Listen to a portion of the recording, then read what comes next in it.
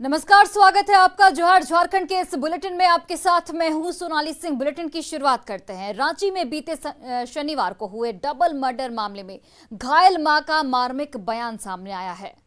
हत्यारों ने चंदा देवी के घर में घुसकर अहले सुबह उनकी बेटी और उनके बेटे की बेरहमी से हत्या कर दी थी।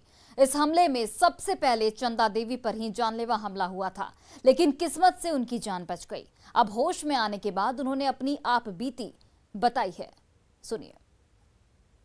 ओ चिल्लाते मैंने तब उतने याद नहीं। ठीक बोला सब दोनों ठीक बने से। सच्ची हाँ दोनों उतने से ना झूठा थे। और कसम ठीक बोला। हाँ सब ठीक। तू आराम से पहले ठीक रहे, सब ठीक है। नियति का निष्ठुर खेल भी अजीब है। चंदा देवी को अब तक इस बात का इल्म नहीं है कि उनके बच्चे अब इस दुनिया में नहीं रहे। जिंदगी के लिए मौत से लड़ती मां होश में आते ही अपने बच्चों की खैरियत पूछती है। परिजन झूठी तसल्ली देते हैं। उन्हें डर है कि जो मां जानलेवा हमला झेल गई वो बच्चों की मौत का सदमा नहीं झेल पाएगी, इसीलिए उन्हें झूठी तसल्ली दी जा रही है। ओ चिल्लाते मैंने तब उतने याद नहीं। ठीक बोला। सब दोनों ठीक बने से। सच्ची हाँ दोनों उतने से ना झूठा थे। और कसम ठीक बोला। हाँ सब ठीक। तू आराम से पहले ठीक रहे, सब ठीक बा। तोरे के तो देख के हमरा खराब लगे तो का बोलिए अपने को ठीक बने से। तो आवे खोज इतना, लेकिन हम के का अभी का जी देख के ठीक नहीं लगी। रांची के पंडरा स्थित जनक नगर में अपराधियों ने चंदा देवी के घर में घुसकर उनके बेटे और बेटी की हत्या कर दी थी। इस वारदात को शनिवार तड़के सुबह करीब 4:30 बजे अंजाम दिया गया था। इस हमले में हत्यारों ने सबसे पहले चंदा देवी पर ही हमला किया था। इस हमले में वो बुरी तरह से घायल हो गई थी। बाद में उन्हें रिम्स में भर्ती कराया गया था, जबकि उनके बेटे प्रवीण कुमार और बेटी श्वेता सिंह की मौके पर ही मौत हो गई थी। चंदा देवी ने होश में आते ही उस हत्याकांड का दर्दनाक मंजर सामने रखा है। चल रहा है 3 बजे भोर में उठ रहे हैं, मंदिर जाकर उठ कर स्कूटी निकाला नहीं, निकाल कर सोचते बहरिया बाहर दे यही लगला।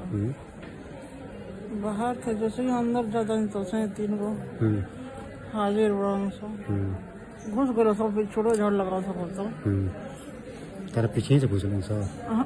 और आगे घुस गए हम सब। गेट खुला गेट खुला रहा, ढाल लगा रहे नो ये घूमल लोग तो घुमा के घुस गए से तो हमरा तो तक झाड़ू फेंकते रहे तोड़ है जा दोनों दिन से। ओ चिल्लाते मैंने तब उतने याद नहीं। रांची पुलिस की टीम इस डबल मर्डर जांच में जुट चुकी है।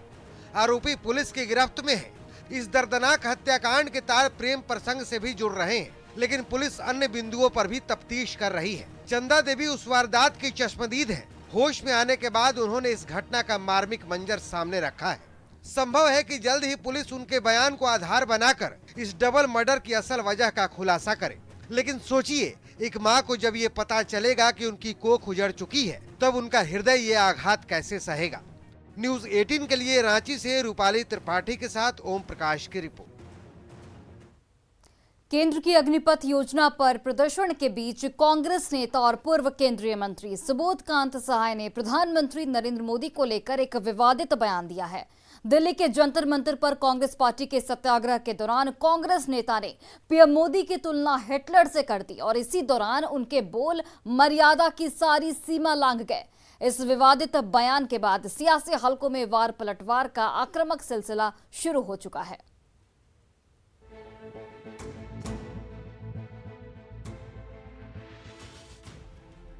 अग्निपथ योजना को लेकर उपद्रवी आग से खेल रहे हैं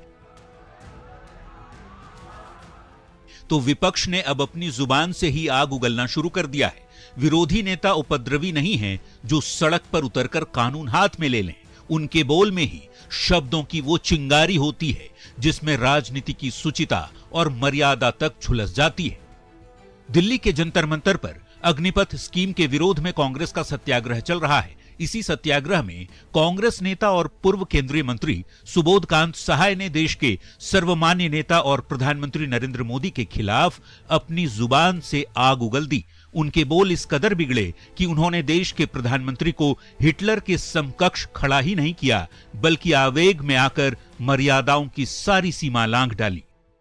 मुझे तो लगता है कि हिटलर का सारा इतिहास इसने पार कर लिया। हुडा साहब बड़े गांव की भाषा में समझा रहे थे। हिटलर ने भी ऐसा ही एक संस्था बनाया था, उसका नाम था खाकी। सेना के बीच में उसने बनाया था। मोदी हिटलर की राह चलेगा तो हिटलर की मौत मरेगा, ये याद रख लो मोदी। प्रधानमंत्री पर व्यक्तिगत हमला करने वाले सुबोधकांत सहाय का बयान सामने आते ही बीजेपी ने कांग्रेस पर आक्रामक पलटवार किया। भगवान कांग्रेस और कांग्रेस के नेताओं को सद्बुद्धि दे। हल्की भाषा, गंदी भाषा, असंसदीय भाषा बोलना कांग्रेस और कांग्रेस के नेताओं के फितरत में, और इस प्रकार की भाषा कितने बार हमारे दुनिया के सबसे सर्वाधिक लोकप्रिय नेता, भारत के प्रधानमंत्री के बारे में इस प्रकार की भाषा का जब जब उपयोग होता है, तब तक मोदी जी और लोकप्रिय होते हैं और लोकप्रिय होते हैं। और कांग्रेस के चरित्र, चाल और चेहरा भी सामने आता है कि कांग्रेस की संस्कृति क्या है। और भारतीय जनता पार्टी इसकी पूरी झारखंड प्रदेश पूरी इसकी भर्तरा है। कांग्रेस आज बहराई और अनाप शनाप असंसदीय शब्द का प्रयोग कर रही है। देश की जनता देख रही है और इसी अपशब्द बयान से, चाहे महाराष्ट्र के कांग्रेसी नेताओं का बयान हो या फिर झारखंड के कांग्रेसी नेताओं का बयान हो या फिर इनके कार्यकारी अध्यक्ष श्रीमती सोनिया गांधी का बयान हो, चाहे माननीय राहुल गांधी का बयान हो, इन्हीं बयानों के कारण आज देश में कांग्रेस समाप्त होती जा रही है। देश की जनता को अब कांग्रेस पार्टी स्वीकार नहीं है। झारखंड के प्रदेश अध्यक्ष ने सुबोधकांत सहाय के बयान को कांग्रेस की भाषाई संस्कृति करार दिया। वो ये भी दुआ करते हैं कि भगवान कांग्रेस के नेताओं को सद्बुद्धि दे। वहीं झारखंड के पूर्व सीएम ने तीखी प्रतिक्रिया देते हुए कहा है कि इन्हीं हरकतों की वजह से कांग्रेस की दुर्गति हो रही है, लेकिन कांग्रेस को सुबोधकांत सहाय के बिगड़े हुए बोल सुहा रहे हैं। पार्टी मानती है कि उन्होंने कुछ भी गलत नहीं बोला है। मतलब देश का लोकतंत्र और देश का संविधान दोनों तार तार हो रहा है। तो ऐसे में सुबोधकांत सहाय जी का यह बयान कि प्रधानमंत्री हिटलर के दर्ज पे काम कर रहे हैं, क्या गलत बयान है? हमें लगता है कि बिल्कुल ये मजबूती के साथ और पूरी प्रखरता के साथ दिया गया यह बयान है। अजीब विडंबना है, झारखंड कांग्रेस इस बयान को प्रखरता से दिया गया बयान कह रही है, लेकिन खुद सुबोधकांत सहाय अपने बयान के फौरन बाद बैकफुट पर आ गए। वो कहते हैं कि किसी का नाम नहीं लिया, बल्कि खुद का दिया गया नारा है। ये जो हिटलर की चाल चलेगा, जो हिटलर जो कहा है हमने, किसी का नाम नहीं है। जो ये एक नारा है, ये एक कहावत है।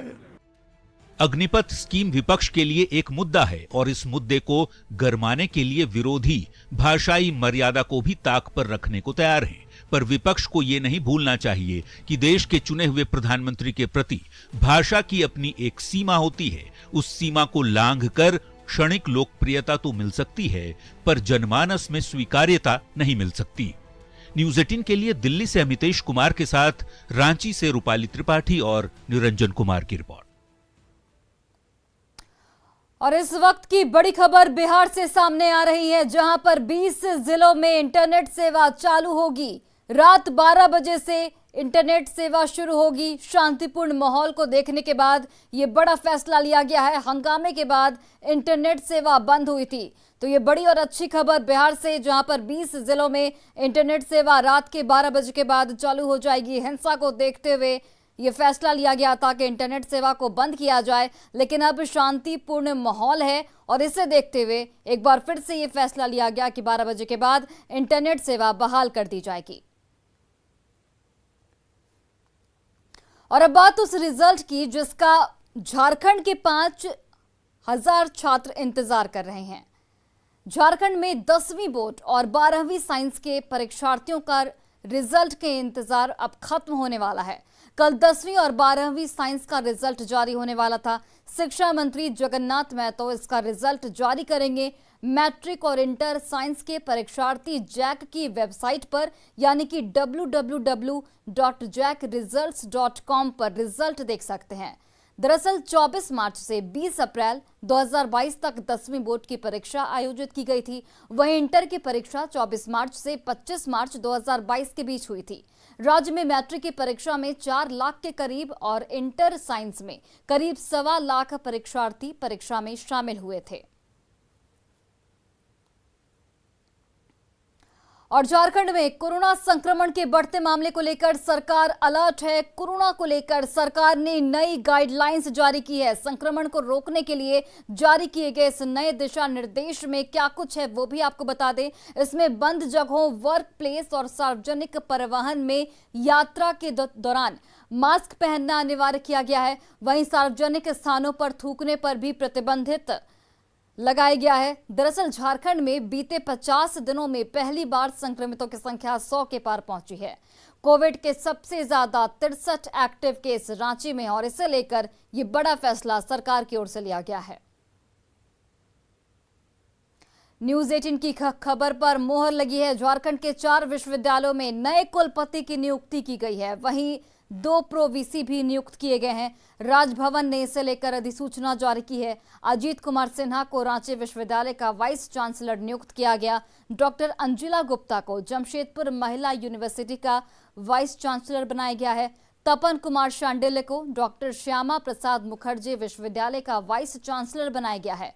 वहीं सुखदेव भोई को विनोद बिहारी महतो कोयलांचल यूनिवर्सिटी का वाइस चांसलर बनाया गया है। वहीं पवन कुमार पोद्दार को विनोद बिहारी महतो कोयलांचल यूनिवर्सिटी का प्रो वाइस चांसलर बनाया गया है। जबकि विमल प्रसाद सिन्हा को दुमका के सीदो कान्हो मुर्मू यूनिवर्सिटी का प्रो वाइस चांसलर बनाया गया है।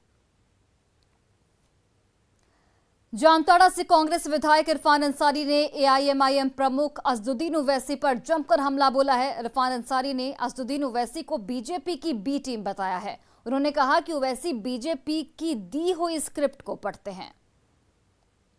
अंसारी साहब को मैं बेटा हूं, ये बात सत्य। बिना सोचे बिना समझे आपने कह दिया कि इरफान अंसारी का बाप का झारखंड है। मैं उस हिसाब से कहना चाहता, आप तो पढ़े लिखे इंटेलेक्चुअल आदमी नेता हो, आपके मुंह से ये सुबह नहीं देंगे। आपके कारण आज उत्तर प्रदेश में भाजपा की सरकार है। आपके कारण आज बिहार में भाजपा की सरकार है। और कुख्यात माओवादी अनिल भुइयां ने सोमवार को हजारीबाग उपायुक्त और एसपी के सामने हथियार के साथ सरेंडर कर दिया। अनिल भुइयां ने पुलिस से लूटे गए राइफल और 10 गोलियां भी पुलिस को सौंप दी। अनिल भुइयां पर हजारीबाग जिले में 12 मामले दर्ज हैं। अनिल ने साल 2017 में हिंदगीर में टीपीसी के 7 सदस्यों की हत्या करने के बाद उनके हथियार लूटकर जेजेएमपी का गठन किया था। लेकिन बाद में संगठन के कमजोर पड़ने के बाद साल 2019 में फिर से अनिल माओवादी बन गया और लेवी की वसूली करने लगा। कुख्यात अनिल को सरेंडर के बाद झारखंड सरकार के आत्मसमर्पण और पुनर्वास नीति का लाभ दिया जाएगा। अनिल भुइया उर्फ अनिल रिखियासन द्वारा आत्मसमर्पण किया है। झारखंड सरकार की जो प्रभावशाली आत्मसमर्पण नीति है उसी से प्रभावित होकर के आज इनके द्वारा आत्मसमर्पण किया गया है। इनके ऊपर हजारीबाग जिला में करीब 12 से अधिक कांड दर्ज है। मुख्य रूप से हिंदगीर में जो 2017 में घटना हुई थी जिसमें 7 टीपीसी के उग्रवादियों को मारा गया था, इस घटना में इनका मुख्य रूप से रोल रहा है।